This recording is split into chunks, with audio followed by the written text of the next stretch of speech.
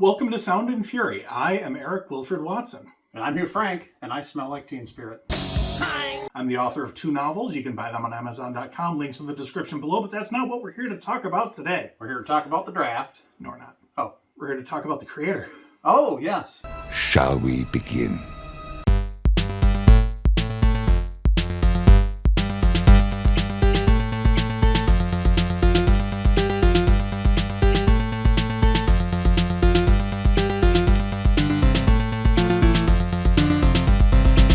We're going to talk about the creator, which was directed by none other than... Gareth Edwards. And, That's just what it said on his Starbucks. Do you know that story?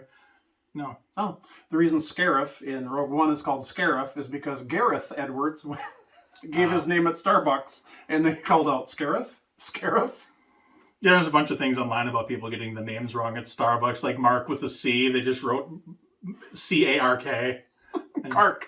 Yes, that makes sense. Yeah. That makes sense. I always... Never mind. Get on with it. We're talking about the movie The Creator. Oh, yes. Now, I saw the movie in the theater, and I haven't seen it since then, so it's not quite as fresh in my mind. You just saw it for the first time on Hulu. Yes, it's been streaming for only 6 months or so. Yeah, so because we're always current on our show topics, we're going to talk about this old movie that everybody has already forgotten about. Yes. So what did you think of The Creator? I thought it was incredibly derivative. I had seen it before in the form of several other movies. Mm-hmm. Is that good or bad? Yes. Let's start with the good. What did you like about it? It was a evil robot from the future movie that wasn't about evil robots, or was it? We're spoiling. Yeah, right? The movie's been out forever. We'll spoil. Yeah. So if you haven't seen it by now, whatever. So yeah, it was. Okay, so first of all, the fact that it wasn't Skynet that was the bad guy for the robots. It was actually the humans flying around in the the Death Star. the whatever the name of that big ship was. Floating American thing that blew up the Team New America Asia. ship. Yeah. It was basically a derivative of Team America World Police. There were, of course, elements of Star Wars in there. Aliens.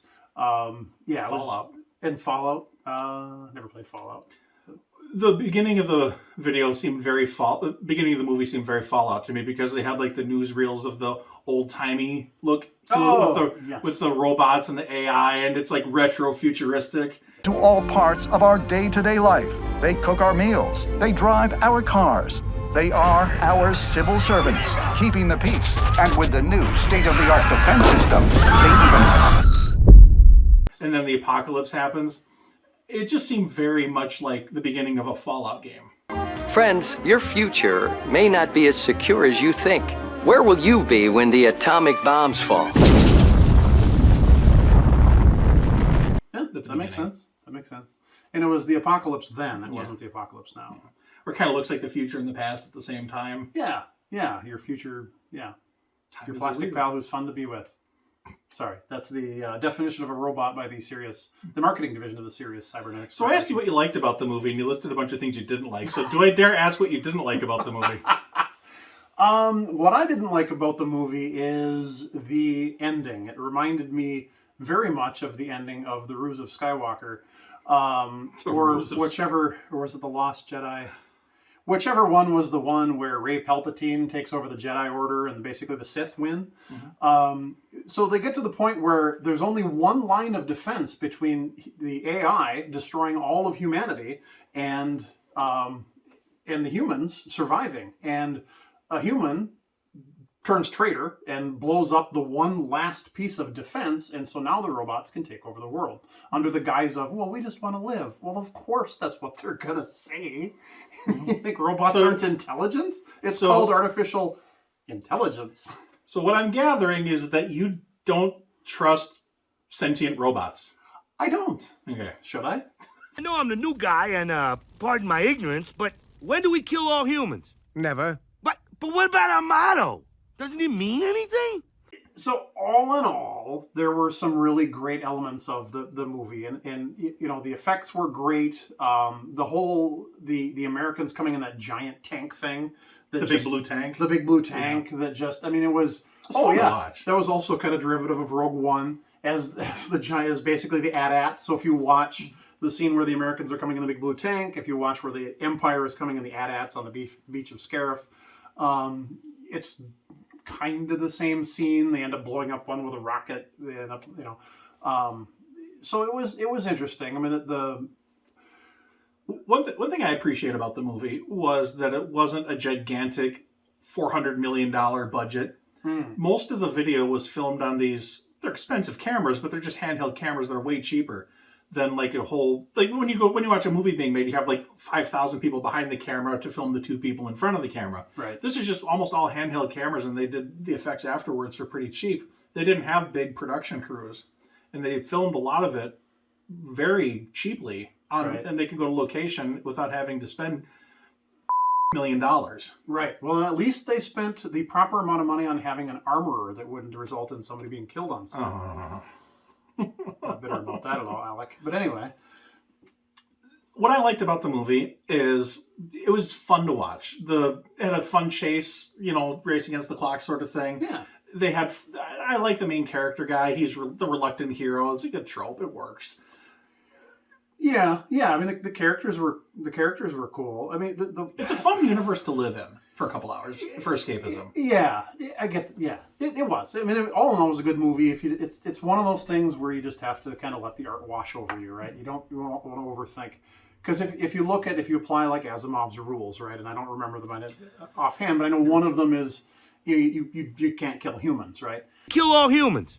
So the idea that these robots don't have that first law because they're killing humans. Mm-hmm. Now, self-defense, there's all these arguments and yada yada. But the point is that what would stop a robot from lying about, we just want to live? Well, so I don't know. We just don't want you to. Right. So what's to stop them from, maybe that's the sequel. Maybe the robots lie. Yeah. But the movie tried to make you think the other thing. The movie is trying to make you feel empathy for the robots. Yeah, the Americans are evil, and they're just they're on a path for destruction. Team America. I've never seen a movie where the U.S. military is the bad guy. That's really unique. And wait a minute, that's every movie ever. I think that's why Top Gun Maverick was so popular. It's just unapologetically, America's the good guys. They're fighting the bad guys. Let's not overthink it. Airplanes, battle, shoot the bad guys. Good guys win. The end. I like how Tom Cruise dies in the opening scene. Yeah. That's my favorite part. But I missed we need like a good old-fashioned hero kind of movie. And this tried to give you that in the main protagonist. But it just, the movie kind of got full of itself. Yeah. I mean, the idea that the AI was more or less his child was kind of neat. Mm-hmm. It's a twist that I saw coming. So and for them to get reunited at the very end, just as the Death Star is exploding, or the whatever they called it, I don't know, the Death Star, Skynet, Dark Aster. Yeah, or when all the Rogue One characters died on the beach. Yeah, and so they reunite just before the thing explodes or whatever. It's very. It's very Rogue One ending. So you could not just that, but you can tell it's the same director stylistically. Yeah, which is fine. I mean, you hear a specific guitar riff and you can tell it's Slash. Mm-hmm. So I mean, having a style is cool, but being derivative of your own movie,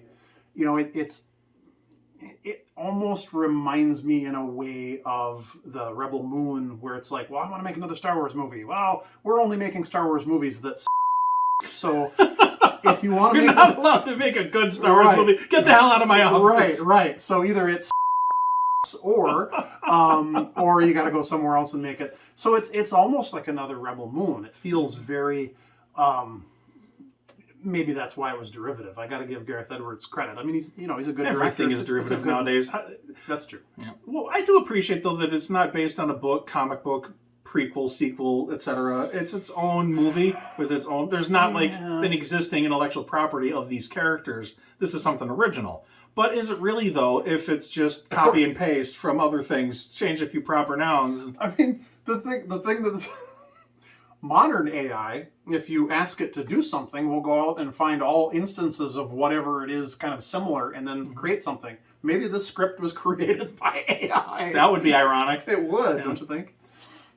Anyway, that's all I got for today. So, with that, please hit the subscribe button. And you know what? If you like this video, please click the little thumbs up button. And if you don't like this video, click the little thumbs down button twice.